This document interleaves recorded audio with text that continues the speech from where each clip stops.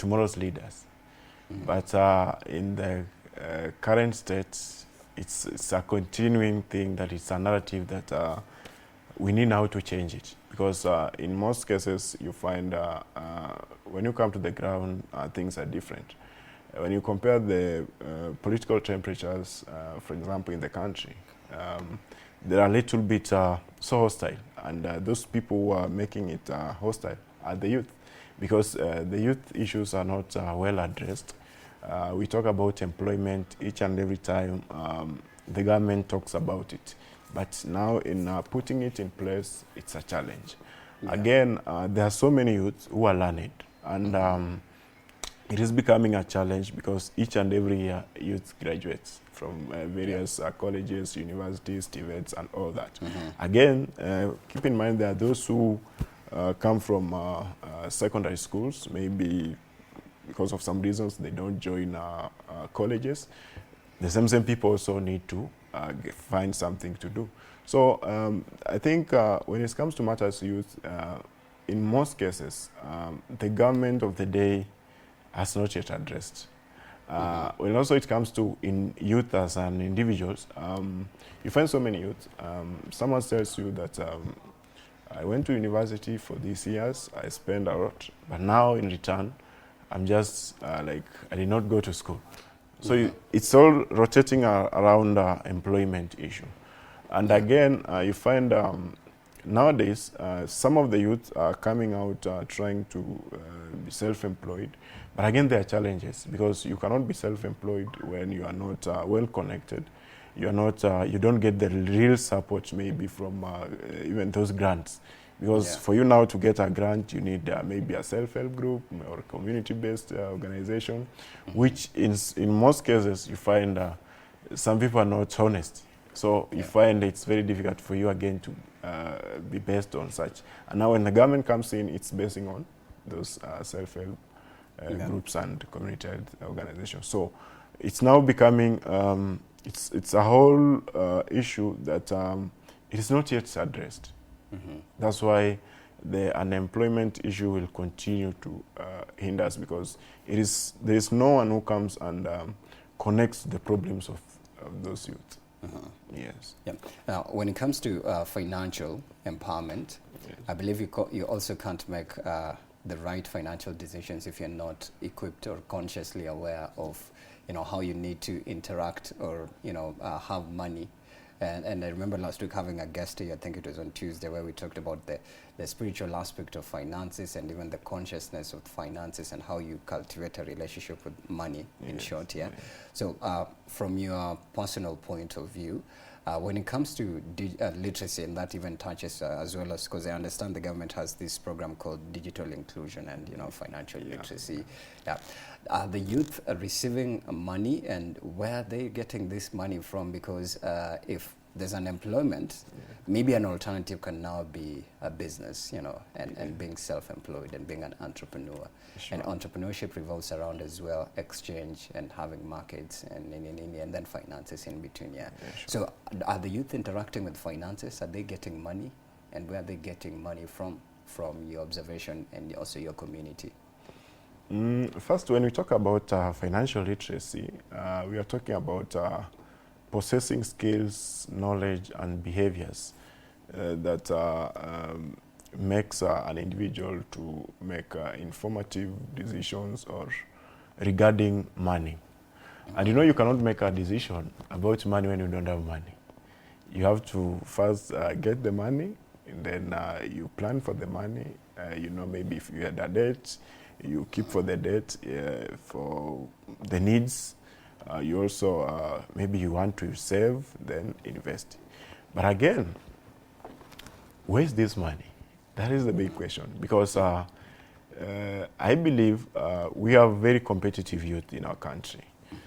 Youth are trying, some are employed in various jobs, some are doing self-employed. You find someone is some also do farming. Some also get those groceries from town, go sell to individuals. Some have opened barber shops, salons, and all that. But you see, these youth, they don't have the real support that is needed.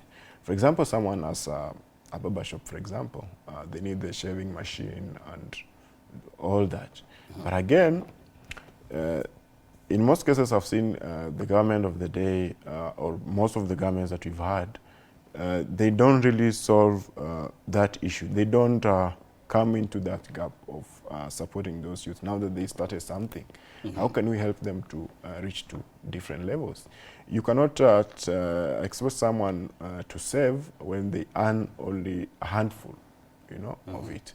Now, in most cases, I've seen, especially with politicians, someone visits an area, finds youth are doing something, and he says, or he keeps in mind that it's the government that is making those youth to do them. But in real sense, those youth are just trying to do it for a living, you know. Yeah. So in most cases, what I can say about individual observation is that our youth are trying.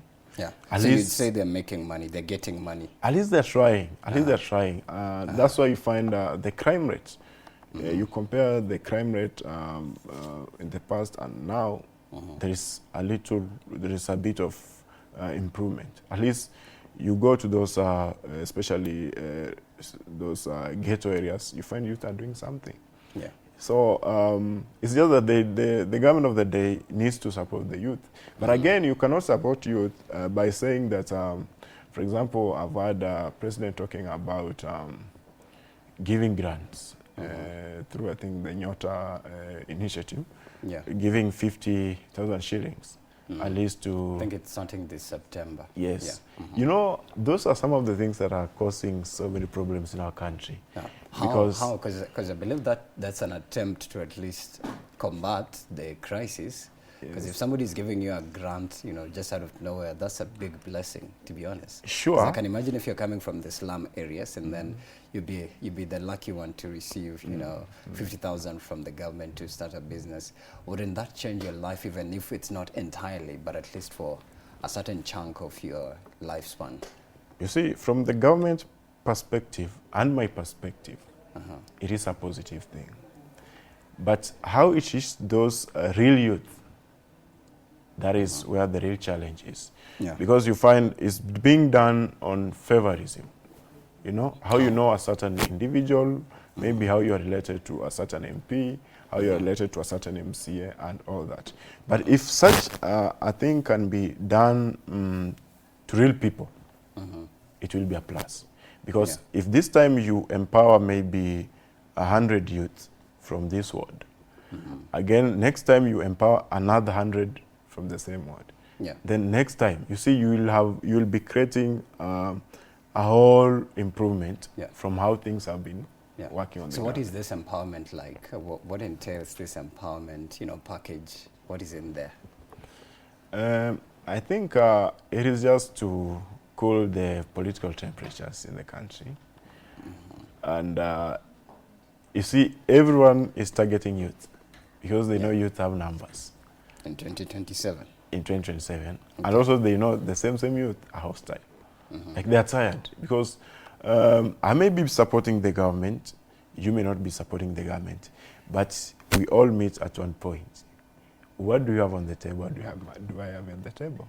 Maybe I'm supporting the government because maybe it has employed me, you know. Maybe you're not supporting the government because it has not employed you. But the real thing here is, how are we getting the full pact that belongs to us? Because in most cases, it's all about the youth. It's all about the youth. But how are these youth now getting the real pact of what belongs to them? That is another thing that I think the government needs to address. Because you see right now, so many youth, some did not maybe apply for that Nyota initiative. How are they going to benefit now? Yeah. Do they even want, because there's also a sense of resentment from anything that's government-centered or government-based, connecting it to even what happened last year with the anti-finance bill 2024, and then this year the protests, they escalated Kitogo. Right now the temperatures have cooled down. How do you package, let's say, a leadership intervention from the higher ups or government centers so that the youth can come and benefit off of it? Because a lot of people was, and I remember we were having a conversation, you told me some of these initiatives end up becoming a business. Like from up there, they know that they've helped a group of youth. Yeah, sure. But in between here, the middlemen and then the interconnection between them and the youth, it's like, it ends up becoming a scam, yeah?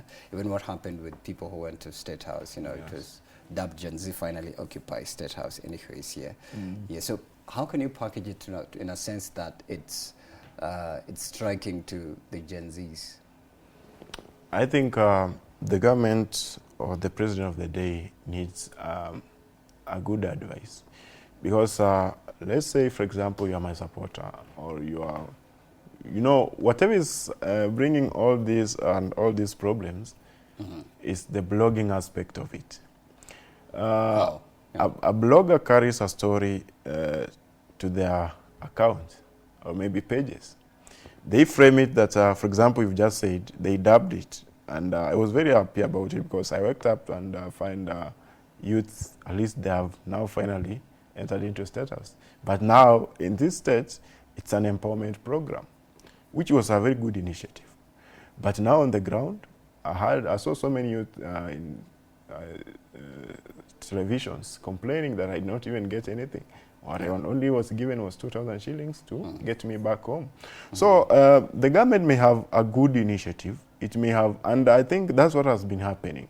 The government comes up with something, then cartels get into the middle part of it. Yeah. The moment you trust, yes, it's politically. We talk about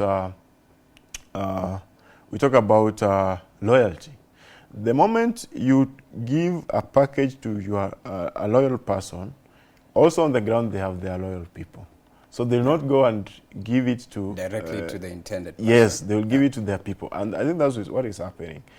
People get those packages, or at least they know there's something happening somewhere. They connect to their people. Then that's just those are the people who benefit from still, it. you know. So you see now there's that corruption aspect of it, and it is countrywide. You see, the moment someone says... so it's a Kenya thing? It's it's an African thing? I think it's just our thing. Because someone says, I'm a youth, maybe I'm in a youth, political, maybe affiliate, I'm a UDA affiliate. Then the other one is maybe in other political party, or maybe opposition. Now, it's very difficult if the president uses his people from the same party to empower the opposition ones. You know, it will be very difficult. I think that's what's happening. The government may have good intentions, but on the ground, you see, like whatever is happening with, for example, is sharp. I think that's a very good example. Funds are being released. We are told funds have been released, but you go to the hospital and it's a government hospital, in fact. Yeah. You see, they are not...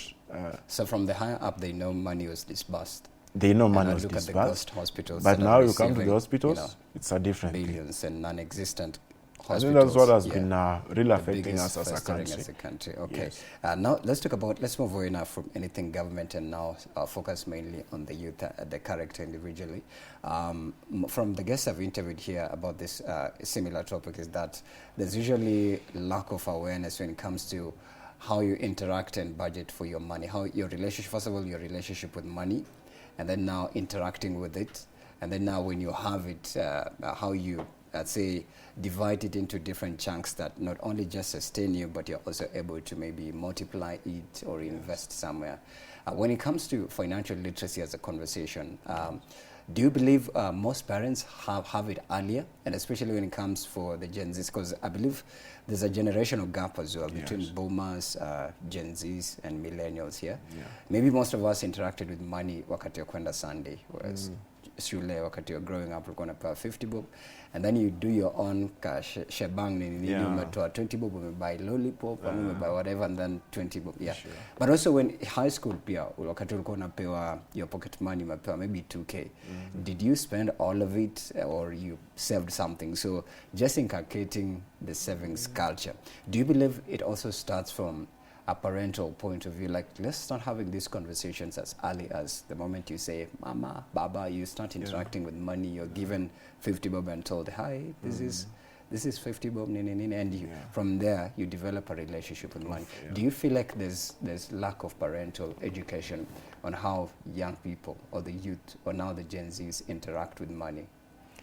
I think that is where the whole conversation is. Just like in choosing courses, you want to do this course, you want to do this course. You see, most of us find ourselves in maybe, and that's what we are experiencing in our country. At that time, you could tell someone, I want to go maybe do a certain skill in a certain TVET. You'll be looked at, in fact, you are being a waste to your parents.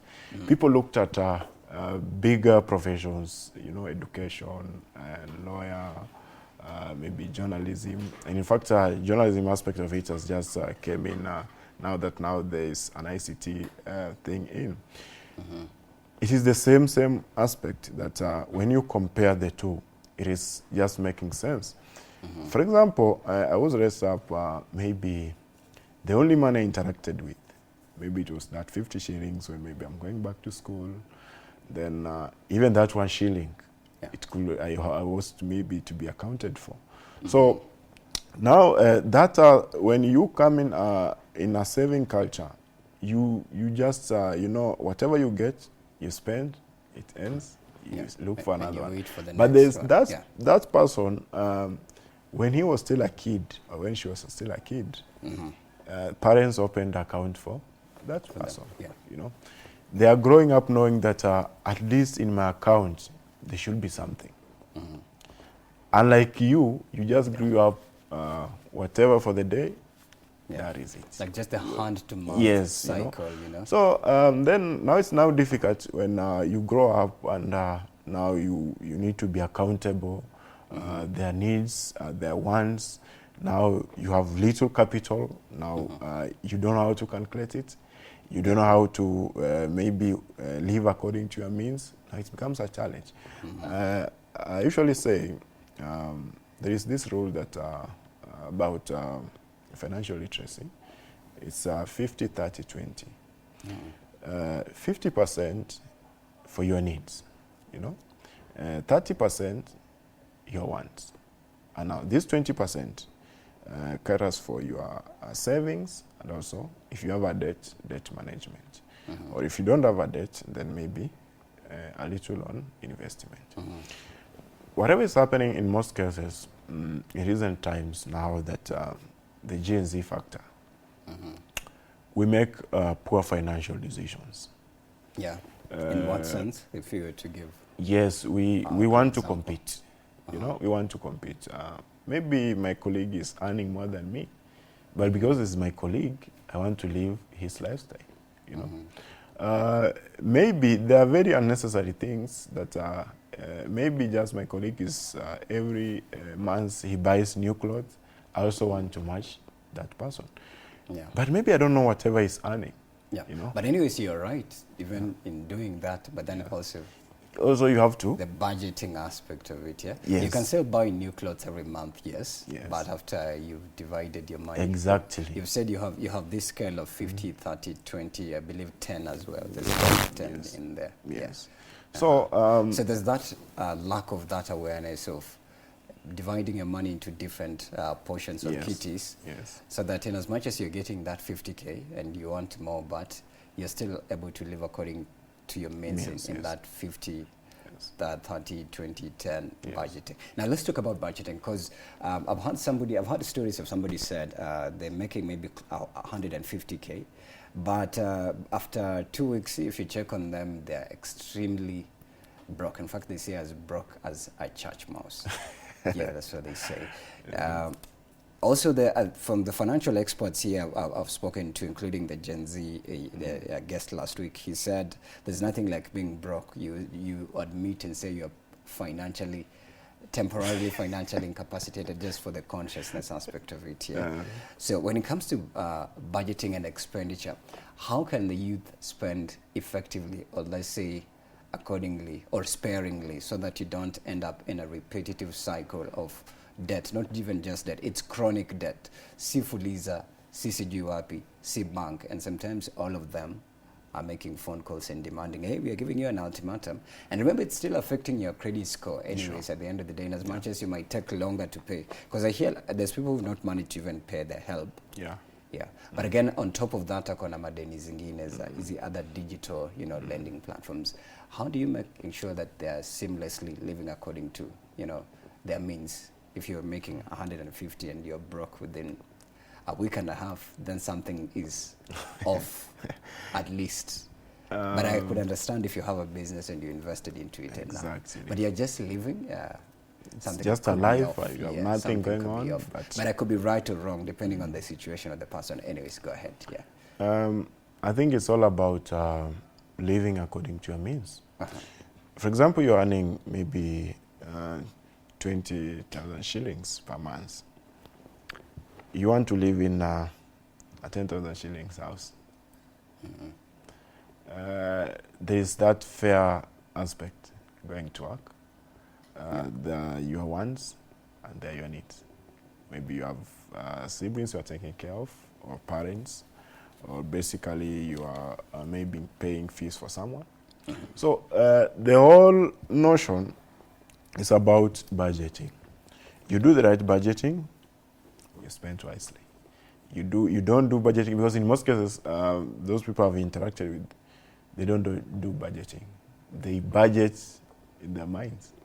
They budget with the money in the pocket, not a written anything or whatever. At least it's like you go to the supermarket and I want that chicken, I want that bread, exactly, I want that eggs, I want So the moment unafika kwa counter, it's like you've spent maybe about 5,000 shillings when you only wanted to spend 2K shillings. That's whatever is happening. Also, faking it until you make it aspect. It's really affecting.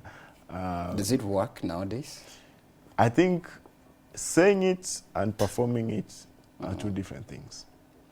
Because in most cases, we will say that fake it until you make it. But what are you doing for you to make it? Faking it is very easy. But what are you doing for you to make it? That's the whole, there are sayings, then there are actions. Some may mislead you, telling you that, fake it until you make it. But behind the doors, they're working on something that is progressing. So the only thing I can say here is that don't fake it. Be real. Use whatever you have. Calculate, budget whatever you have. Know that I have this debt, this amount of debt. Each and every month, this is the amount I'm going to be servicing the debt. I want to save, as far as I'm servicing this debt, ensure that you have a culture of saving, however little it is. Even if it's 50 shillings, tomorrow it will help you somewhere. Money doesn't make a lot of noise, but they act. If you have money, you'll have a voice somewhere. So the whole thing is about living according to your means, living according to your budget, and living according to whatever the income you have. You're getting, or the sources of revenue. But let's talk about now debt, because even entrepreneurs themselves and businessmen say debt is not that bad. It's not bad to have a debt, but there's also categories. There's good debt, and there's extremely chronic bad debt. But then, like you said, if you have a savings plan and it's already working, it's in a cycle, it's like a machine, you keep on oiling it. If you borrow and then you pay continuously, that way you're earning, your credit score is moving up. Even if it's a bank, they're now able to entrust you with more, because they know if Frank borrows 15K, watalipa by, ata yako delay with maybe a week, they'll eventually pay. So what makes the youth to fall into, chronic cycle of debt? Like it ends up now you are unable to pay, or you have income but it's not even enough, so you'd rather forego the debt and just focus on the little money you have. But on this other side, remember your credit score is moving down lower and lower, and then you're also being listed now with Credit Reference Bureau, and that's a penalty now, and it accrues. So in future, your credit score is really whack. Having finances, or at least getting an income, is not a problem. But now the financial discipline aspect of it. Financial discipline. It's also good to have financial discipline, even in borrowing. You cannot do borrowing. You have no project that you've calculated you want to use borrowings for. Yeah. You want to do borrowings, you want to, just for luxuries. You want to go clubbing, or your friends are going for clubbing. Now that, or they are going for a hike somewhere. Now you feel you are free, you don't have money, your colleagues are going now. How do you remain? They maybe see you in a different way. You borrow. You rather borrow to go. Now, after you borrowed, you go for it, you fancy around, then coming back, it hits you. Hitting you, you also maybe had another little debt somewhere. You had borrowed maybe 500 shillings from a friend. Then calculating with your income, it's not working out. Now you choose which debt do you want to pay. You say, this is a friend, which utaongea to. This now that's the whole thing, financial discipline. Even in borrowing, you don't just need to borrow unnecessary. You know, you don't need to borrow, for example, as a man, you don't need to borrow money. You are given money to take your girlfriend out. You have to have that financial discipline. Also ensure your circle, your finance circle. Not just anyone calling in, hey, niweke hapo punch, ushaweka. You are giving that money to that person. But in your circle, in the same case, you need money. Will they give you, or you'll go into borrowing again? That's all the other aspects. So the whole issue here... So you here, can have money, but you're not able to help somebody. Depending. Because if you do, you'll plunge yourself into because some sort of crisis. There are those people who know Frank gets maybe money at certain dates. They'll call in. So they've kept a calendar.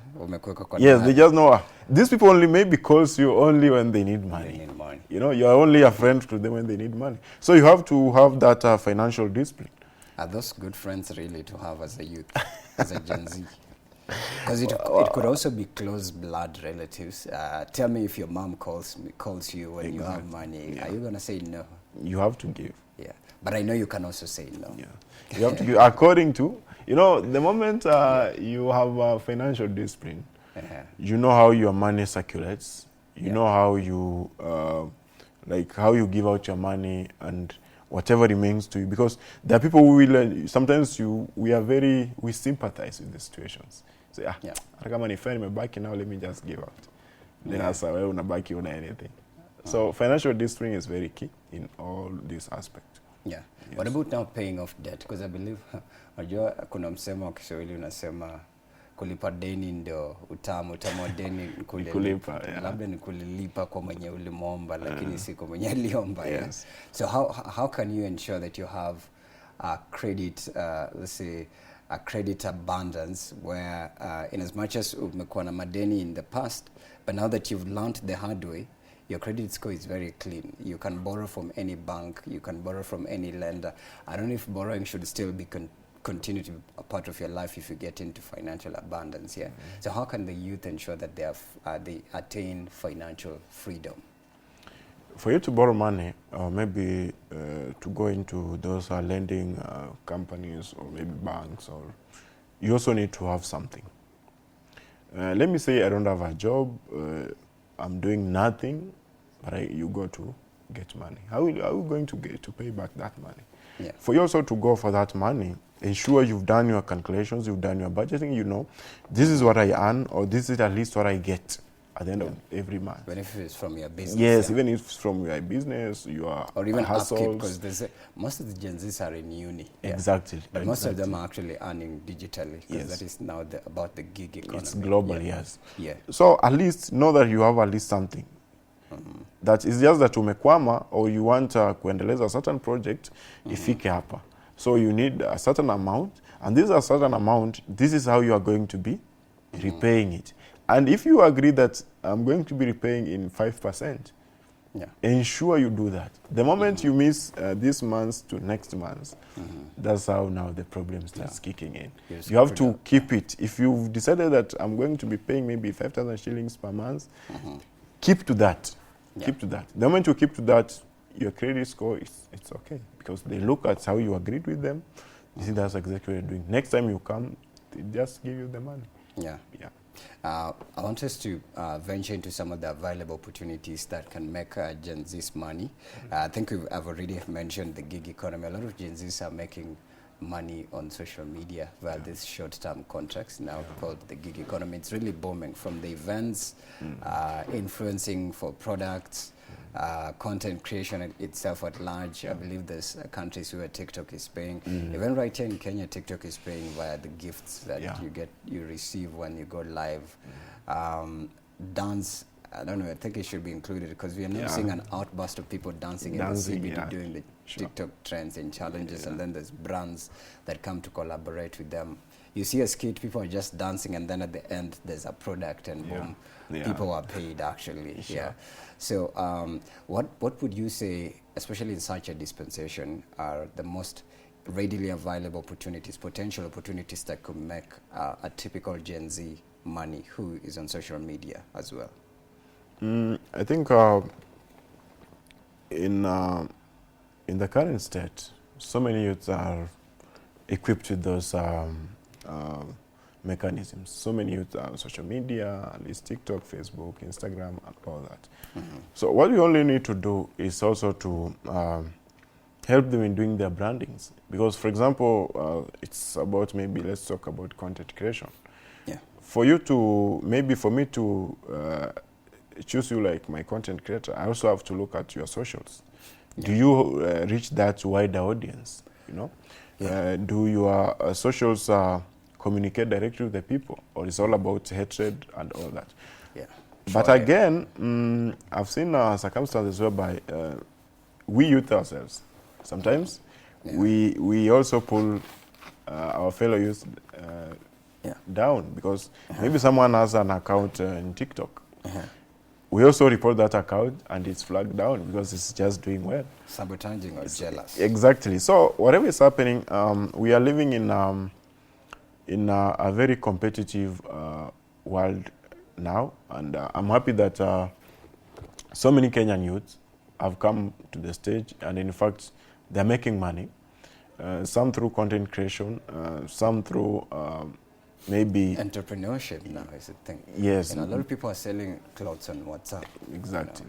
They are live, and at least you look and you're like, hey, I like that, and it's being delivered immediately. You know, especially now. TikTok, so at least TikTok has helped a lot, especially we Kenyans. That's why you find it's like we are rolling TikTok. You go to TikTok and you scroll and it's all about Kenyans. So at least we are living in a digital world. Whatever I can just say is those who still maybe doubt it, it is time to step on stage, and you never know. Maybe that's where you are living maybe better. Would you say people in like in slum areas have also capitalized on digital platforms to make a living? Because that means you'll have to at least have a smartphone. You can't, be on TikTok if you don't have, a smartphone that can be able to make you a video or go live. Even if people have to gift you, because also I believe these people who are gifting you, they have money too, and they've loaded into the TikTok. And what you're doing is making them happy or maybe communicating something. Yes. And that's a job, actually. That's a job. So you get paid for what you're doing. Exactly. Are the youth in the slum areas, even where you come from, capitalizing on the same to earn a living? I think some other time I had government, was it during campaigns? The government said that they are going to ensure that there are Wi-Fi connection in every ward, in every centers. I think that could really help. But in the current state... These public Wi-Fis? The public Wi-Fis. But Ziko, the initiative is still there? The initiative is there, but not in the slums. I think around, sometimes while in CBD, there are some places you find your own public Wi-Fi. Is it good Wi-Fi, really? Again, with the hacking system of the hackers, people doubt. So you see, the issue of also those youth in the slums, maybe you may have a phone, but now you have no capital maybe to get in the enough data. TikTok's about data, or Wi-Fi. So they are disadvantaged. Yes, they may have the content, the skill. Again, you have to create a wide audience. It's not just about opening an account. You cannot have 500 followers and you get those gifts. So people look at how huge is your account, how attractive is your account. And what exactly do you do that makes... Exactly, that attracts those people. Keeps them hooked For someone to believe you and gift you with maybe they want you to do them content. Kuna lion, and You know, kuna, they also look what you are doing, universe, how you are communicating. and all those things. Yeah. So you find in most cases, I've seen people going on wrong trends for them to gain that mileage. I think in most cases, those people are opening new accounts. They venture into, even sometimes our own celebrities, they venture into something at least that can make them trend. Then after there is when they come with their real content. So it's still a challenge. We cannot really depend on search for a living, or maybe for you. It will take time. It's helping, because if you hear the testimonies and the also because there's been also scandals. So sijui this one aliitisha pesa wakamchangia via TikTok.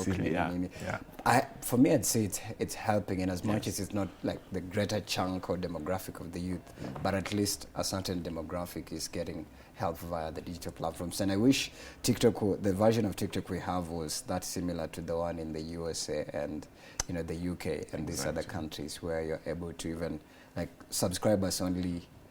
People are able to only view your content after they pay $10. Exactly. And I can imagine if 1,000 people are paying $10 to watch your content, with the membership programs. But what about investment opportunities? Because there's an emergency of I'll say, what is the virtual space, in a sense that now there's new forms of like crypto, Bitcoin, Binance, forex trading and whatnot, the digital money markets sphere. I remember interviewing a guest here who said in the next 2 to 3 remaining years, most countries are going to actually phase out these other forms of payment and embrace, the crypto space. Yeah, he's a cryptocurrency enthusiast, and also he works in this space as well. So would you say such spaces are giving especially money markets, are giving the youth opportunities to look at what other options are there that they can invest in?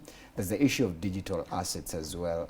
Instead of you having, because I think crypto is the one that you're able to have, like, I think they have a currency called Ethereum and Litecoin and many others in between here.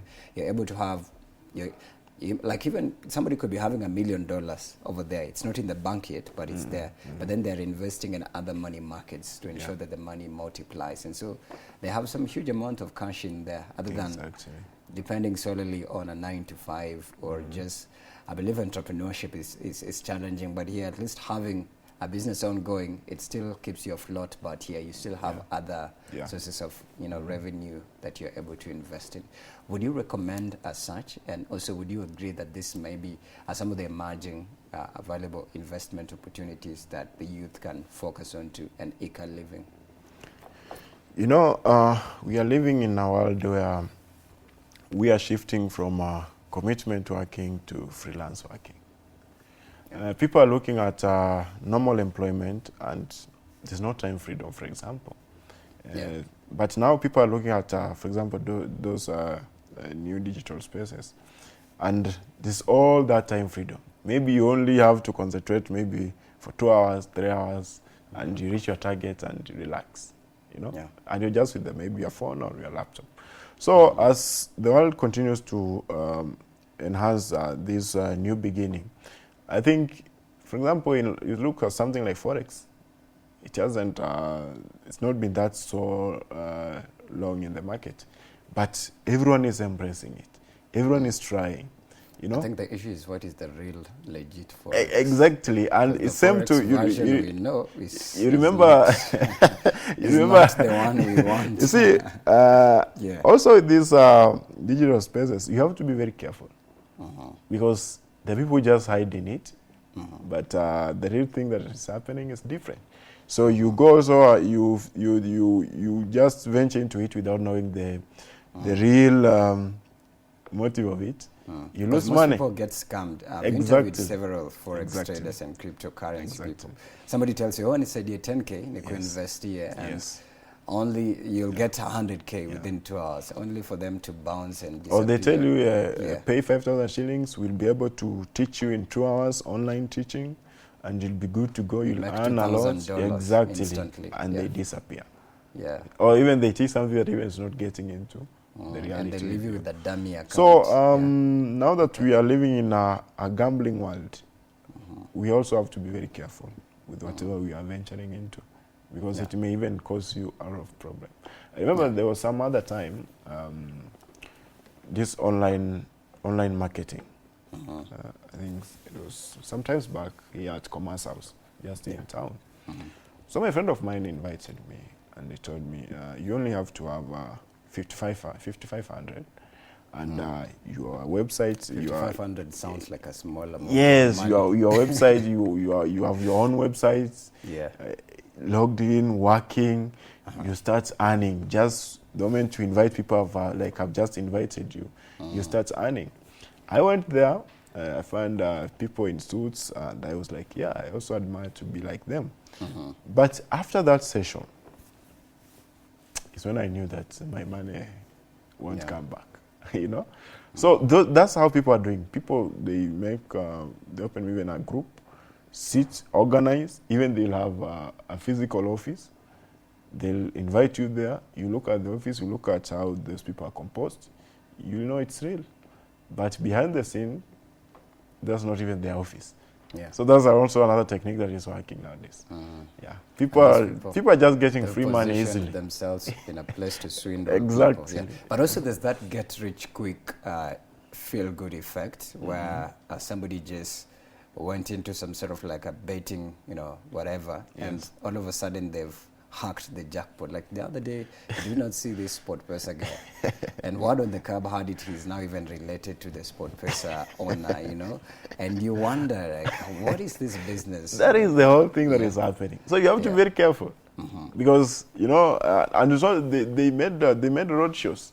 I saw them passing around Outer Ring with the winner.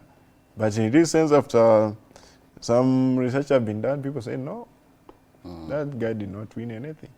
But again, you cannot announce them out that they did not. Yeah. So it's also it's motivating someone like, hey, I think I should also invest in it. Even someone who has been losing, still getting that hope. They're selling that hope to them that you still can make it. But in real sense, they're the only one who knows. Yeah. The fact about it. Absolutely. So what would you recommend for the youth to be financially stable? And also maybe, I want you to answer this. Between, if you were to compare between the boy child and the girl child, who is more financially, for lack of a better word, stable? Because that's the commonly used word. Until I become financially stable, I am not able to, or I will not, but just say until I become financially empowered, at the moment I'm not able to, do it as we close it up. Who would you say always has money between boy child and the girl child? That question, the reality of it, a boy child should have money, at least something. But a boy child in real sense has been drained by a girl child.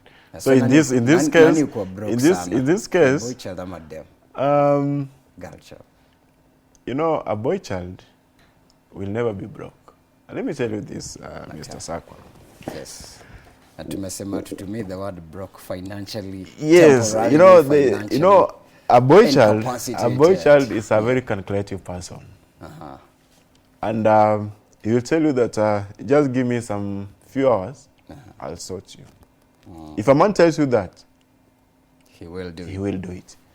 So it's not about, it's about who are these. In fact, the question should be, who are these making a boy child look broke or temporarily incapacitated? Financially incapacitated. So it's a girl child, and that's what I told you. It's all about financial discipline. We're already koi debate. It's already koi debate. it's all about financial discipline. It's not that each and every time a girl child, even however you love her, loving a girl child means that you are there for them. You also need to provide for them, but also budget for it. If we budgeted, and I gave you a certain amount this month, don't call me again once, man. So it's all about financial discipline. I think that's what making boy child broke. But these are very rich people. At least a boy, you will not find a boy just seated. You will find a boy doing something. But huwezi pata boy child alikuwa na tuseme na million na kaspend tu kwa maisha yake na kenda broke. Exactly. Is it possible? It's not possible. So there's a possibility at least. They're being trained. And again, to the same boy child, you also have to have a disciplined dating. You cannot be dating 20 people and you expect to be financially stable. She needs this, she needs this, she needs this, she needs this. Yeah. So also it's also about the discipline. It's also with your relationship. Even in dating, date with discipline. You know? Yeah. Date with discipline. Also depends also with the person, number the people you're dating. So Exactly. because You know, you could be going for a bigger bid. when you are you should be bidding a little bit at the center, but Exactly. you're going on the hierarchy. Exactly. Because it matters also, top hierarchy, yeah? it matters relationship. Yeah. Also, look for people with goals. Don't just date. Somebody with a vision. Exactly. Don't just date for dating. Because they will drain you. You're not clubbing, she's clubbing. You know? Yeah. Okay. She likes a fancy life. She wants an iPhone. Yeah. But You are using She wants you are an using iPhone. you have Infinix. she wants a knife. And you want to ensure you make her happy that way. No, you'll be drained. You'll be drained. Absolutely, we have to go. It's almost 2 minutes on top of the hour. Tell Okay. people in 30 seconds how they can get hold of you and what you do. Okay. At you said the word is Upper Savannah. Upper Savannah in 30 seconds because we have a minute to exit. Yeah. As I said, my name is Frank Francis Okanga. I'm based in Donham, Upper Savannah Ward. Actually a youth leader, also a love counselor. If you need to be advised matters love, also you can find me on all my socials. Dr. Love. Also political analyst. You need any knowledge about politics as we are heading into 2027. Yeah. All my socials is Frank Francis Okanga, and we'll communicate from there. Absolutely. Yes. We are out of time, and thank you so much for your incredible, invaluable insight. Thank this you so conversation has been riveting, and I know you've learned a lot. Thank you so much, Frank Okanga, youth leader from Embakasi. We also want to appreciate you so much for watching us from exactly 7 a.m. to 10 a.m. The flu issue was, flourishing, but yeah, we made it. So thank you so much. At Y254 channel, at Brandsaka 101 on the hashtag Y in the morning. Thank you so much for tuning in. Have a fantastic Monday.